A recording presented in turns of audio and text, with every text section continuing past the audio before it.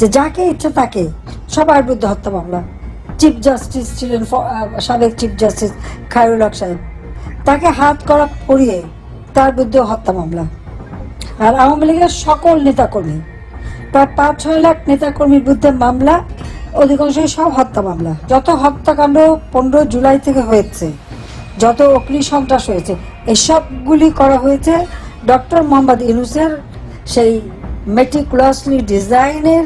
ভারতের দিল্লি থেকে প্রকাশ্যে এসে অঝরে কেঁদে জাতির উদ্দেশ্যে এবার যা বললেন শেখ হাসিনা।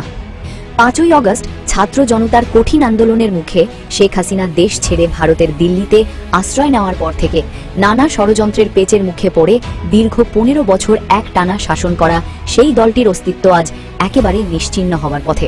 তাই এবার সেসব ষড়যন্ত্রের জবাব দিতে এবার ভারতের দিল্লি থেকে প্রকাশ্যে এসে অঝরে কেঁদে জাতির উদ্দেশ্যে যা বললেন শেখ হাসিনা।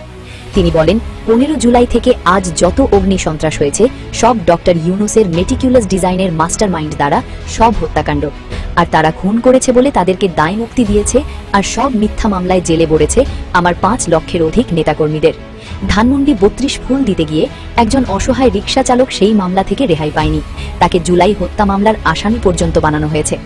আজ এই ইউনূস বিচার ব্যবস্থাকে কোথায় নিয়ে গিয়ে দাঁড় করিয়েছে? আমার সাজানো গোছানো দেশটাকে সে একেবারে ধ্বংস করে দিয়েছে। তার পাপের পাল্লা দিনকে দিন ভারী হচ্ছে। দেশে শিগগিরই ফিরব। দেশে এসে সবার আগে এই ক্ষমতালোভী ইউনূসকে বিচারের কাঠগড়ায় আগে দাঁড়াতে হবে। বাংলার মাটিতে এসব দেশদ্রোহী রাজাকারদের ঠাঁই হবে না।